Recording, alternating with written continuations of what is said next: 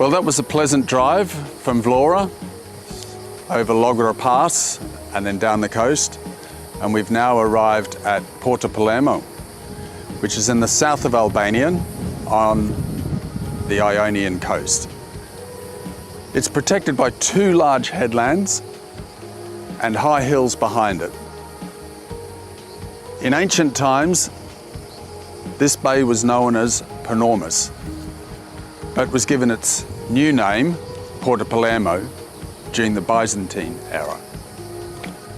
Down here is the submarine base, which after 20 years I'll be going into, so I'm very excited about that. We've got permission by the military to go in there and film today, so we'll be doing that, and then after that we'll be looking at Ali Pasha's castle, which is situated in the middle of the bay.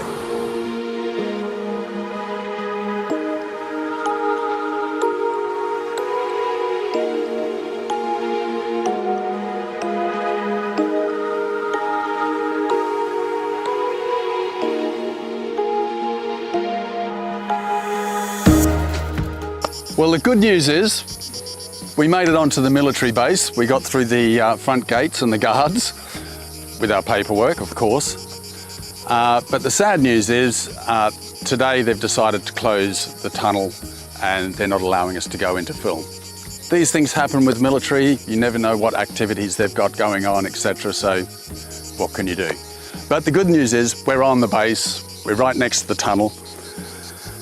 And I'll just give a bit of a backstory here. So in 1944, at the end of the Second World War, the communists took power in Albania under the command of Enver Hoxha, who became a ruthless dictator. This government was formed under the protection of the Yugoslavs and also the Soviet Union. But this relationship was very short with both of them. They broke off ties with the Yugoslavs a few years later because Enver Hoxha was very concerned that Albania would be annexed by the Yugoslavs. So he cut off ties with them in 1948. And then with Khrushchev in the Soviet Union becoming a bit more of a revisionist, taking a softer line with communism, so that they could live within a mixed global community, Enver Hoxha thought that he was becoming too soft and a revisionist, walking away from the strong Marxist-Leninist communism that he had adopted. So he began cutting off ties with the Soviet Union. When the Soviet Union finally invaded Czechoslovakia in 1968, that was it for Enver Hoxha. He then broke off all ties and left the Warsaw Pact. Then, luckily for him, he was thrown a lifeline by the People's Republic of China, who didn't have a mouthpiece at the United Nations. The representative of the Chinese at the United Nations was the Taiwanese government. The People's Republic of China, the Communist Chinese, didn't have any representation, so by paying Enver Hoxha, throwing him the financial lifeline, he was able to become their mouthpiece. And this lasted fine for a few years until Hoxha then also suspected of the Chinese of becoming revisionists, as they welcomed Nixon in 1971 to visit China. And then in 1977, the Chinese extended an invitation to General Tito of Yugoslavia to visit. And for Enver Hoxha, that was a step too far. So he decided to cut off ties with the Chinese as well and go it alone. He tried to make Albania an independent state that was self-sufficient, but as we know, that became a disaster. So Enver Hoxha was completely paranoid of imperialist invasion, of other communists invading. So he then went on a spree, starting in the 1970s, of building bunkers all across this land, about 175,000. And this bunker for submarines is the only one of its kind in Albania. It's very unusual. Sadly, we're not going in, but we can definitely film around it and have a look around the area. Let's go.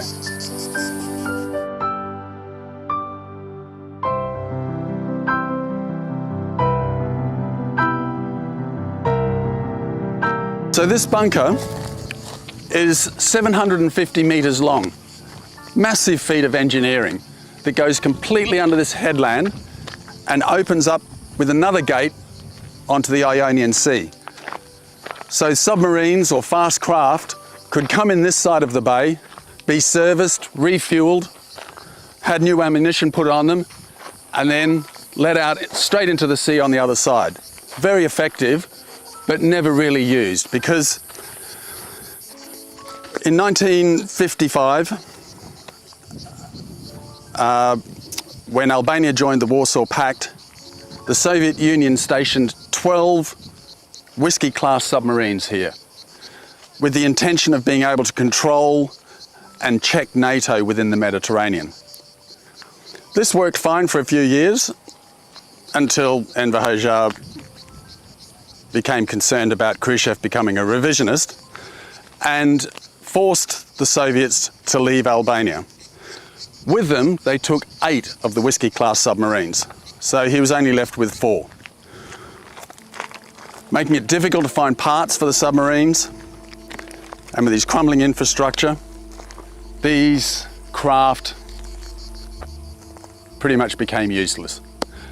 There's one still stationed in Vlora at Palermo naval base. It's decaying. The other 3 have long been scrapped. But this base was used for a short time with the submarines, and they'd come in this side and leave the other side. Enver Hoxha was also very concerned about the proximity of NATO to his maritime border. As we have Corfu just a few miles away, there was an incident immediately after the Second World War with the British Navy when they fired on the British Navy for being too close to their border, and also they then mined the channel there and blew up 2 British ships, and many sailors died because of that. So this proximity to NATO forces also would have determined this base to be built here, especially for fast craft and for submarines, good deterrence for keeping NATO away from him.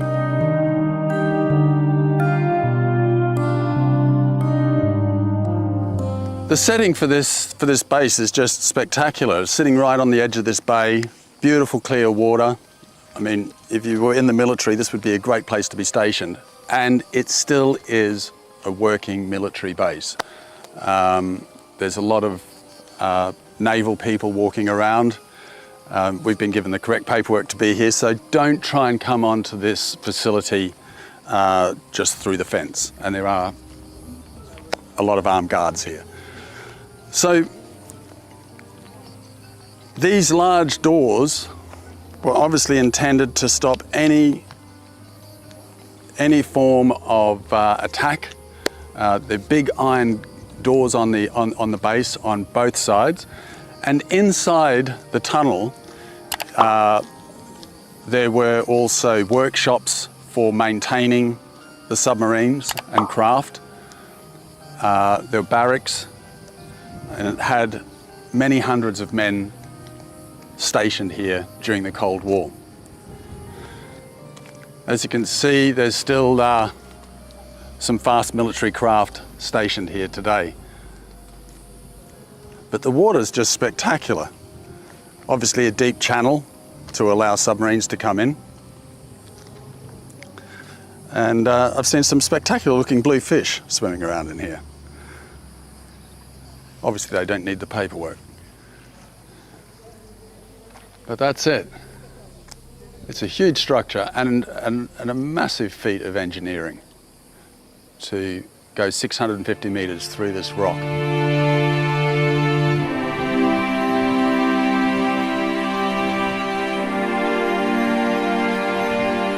And they are big concrete doors. Some of the artillery bunkers that you find around Albania have massive concrete doors on them, blast doors, but these absolutely huge. It's like a mix between a dystopian past and Lord of the Rings.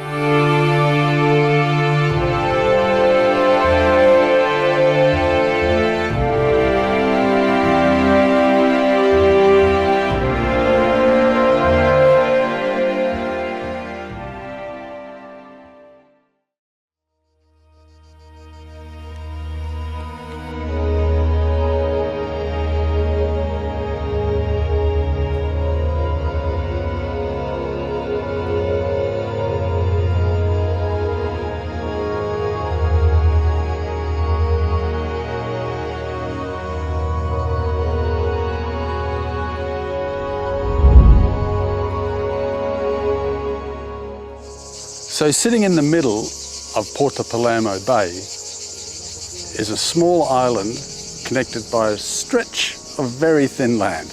I'd call it an island, maybe it's a peninsula. But on this island is a castle called Porto Palermo Castle, sometimes referred to as Ali Pasha's castle. Ali Pasha didn't build this castle. This castle was most likely built by the Venetians, as it has a very similar design to the Venetian castle slightly south of here in Butrint, which was built in 1500. We know that this castle in 1662 was of great concern to the Venetians. They were worried that the Ottomans who were invading would take command of this castle and launch an attack on Corfu, just 2-3 miles away across the channel.